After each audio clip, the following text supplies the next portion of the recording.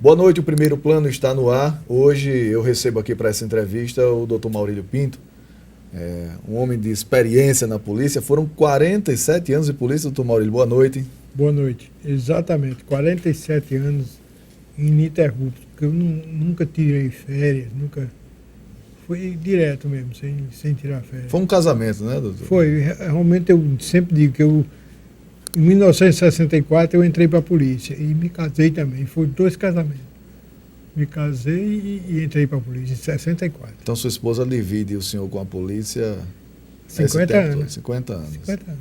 Doutor Maurílio, o sistema de segurança pública ele mudou muito. Na época que o senhor começou a trabalhar na segurança pública do Estado, era uma polícia com pouca estrutura, né? Hoje ela melhorou um pouco a estrutura em relação ao passado, mas a gente sente que há uma dificuldade ainda da polícia em solucionar crimes, apesar de todas as melhorias, toda a estrutura. O senhor acha que se deve a quê? Aos profissionais, a forma como os criminosos têm agido, também evoluindo em alguns casos? Exatamente.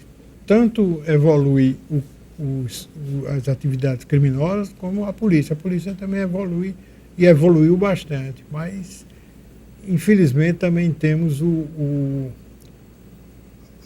a dedicação, a autoestima que o policial não tem. No meu caso, por exemplo, eu amo mesmo o trabalho da polícia. Então, isso aí facilita muito. Eu fazia o que gostava. Muitos entram só por questões de emprego, não se dedicam, Agora, nesses 47 anos que o senhor passou na polícia, o senhor dos 47, 21, o senhor ocupou uma única função. Foi exatamente. Eu sempre passei 21 anos comandando a polícia, sendo com nomes diferentes, por exemplo, coordenador de polícia, diretor de polícia, coordenador geral, enfim, mudava apenas o nome, mas tudo significava que eu era o chefe da Polícia Civil. No final dessa sua atuação como chefe da Polícia Civil, o senhor enfrentou uma grande oposição, digamos assim, dentro do seu trabalho, que foi os direitos humanos aqui no Rio Grande do Norte, que começaram a apresentar algumas denúncias contra o senhor, contra comandados seus na Polícia Civil, e inclusive culminando na sua exoneração da função a pedido do ministro Nelson Jobim, ministro da Justiça. Que veio aqui e pediu isso a Garibaldi, que o senhor fosse exonerado da função de chefe de Polícia Civil. O senhor acha que houve em algum momento por parte de quem houve exagero? Houve exagero dos direitos humanos ou o senhor exagerou em algum momento no seu trabalho? Não, eu não exagerei. Eu digo que errar, todo mundo erra, né? Mas eu errei, algumas vezes errei, mas com um único objetivo, de ajudar a sociedade, a polícia, enfim, a justiça. Então, há pouco tempo, teve um repórter do Fantástico que me entrevistou sobre esse negócio das escutas telefônicas. Aí ele disse, mas e se ficar comprovado que o senhor mandava fazer as escutas? Eu digo, não precisa ficar comprovado, que eu já dei meu depoimento ao Ministério Público, dou em qualquer ponto que fazia. Eu não escondo, não. E faria novamente se fosse possível. Porque o objetivo era um só, era ajudar a esclarecer crimes. Agora, por isso, o Ministério Público pediu indiciamento do senhor por improbidade administrativa. Improbidade administrativa. Como é que isso se que sentiu? Até hoje era o que eu me sentia mais, não era responder o processo, era o nome improbidade administrativa. Isso aí é que me doía muito, porque o que eu entendo de improbidade administrativa é se envolver com dinheiro, enfim, com falcatruas mesmo, né? E é tanto que quando eu fui absolvido, recentemente pelo Tribunal de Justiça, o tribunal reconheceu que o artigo que eu estava em curso era atípico. Foi apresentada uma denúncia pelo Ministério Público contra o senhor por improbidade administrativa porque o senhor fez grampos em telefones de criminosos.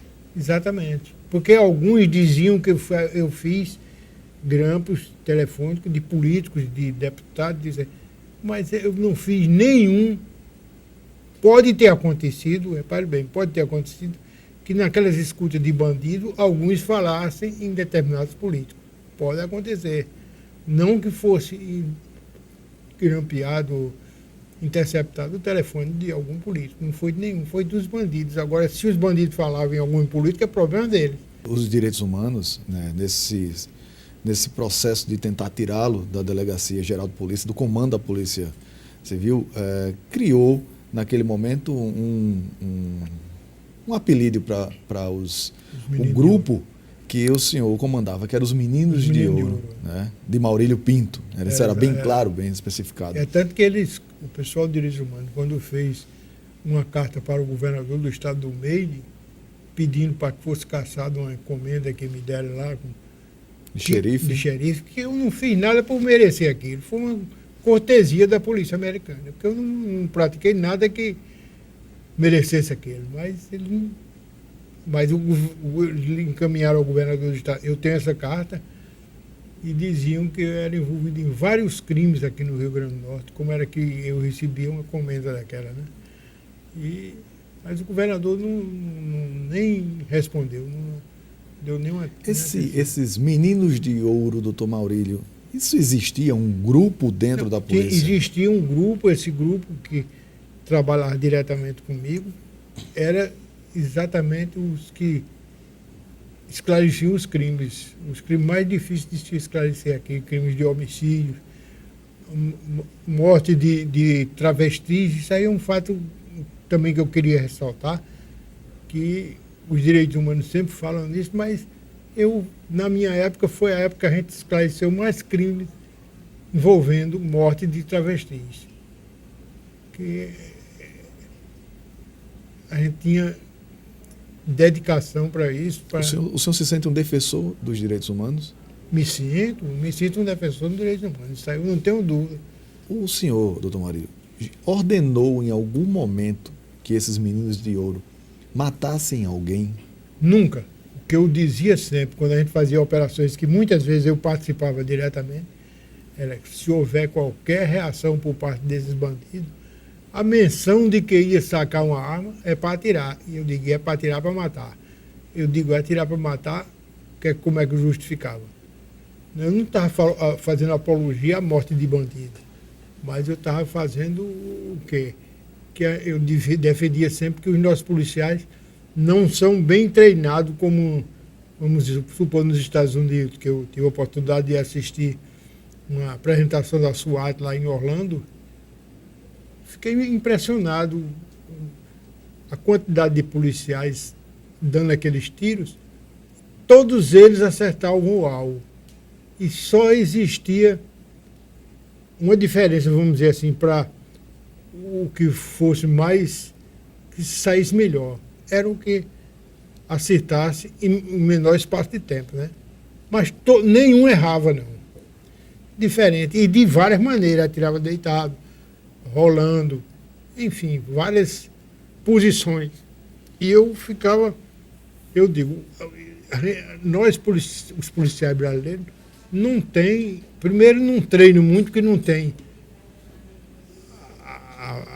a base, vamos dizer assim, a distribuição de munição suficiente, eles não treinam muito. Segundo, eles não são capacitados como esse pessoal. Então, a gente vê em filme americano, até os mais antigos possíveis, daquela época de xerife, quando o bandido sacava a arma, o xerife atirava na mão ou no revólver. Nossos policiais não têm essa capacidade. E sabe o seguinte, que se o policial atirar no bandido e errar, ele atira para matar.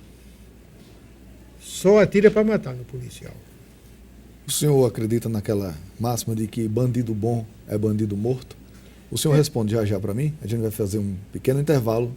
Daqui a pouquinho o Primeiro Plano volta com mais entrevista com o Dr. Maurílio Pinto.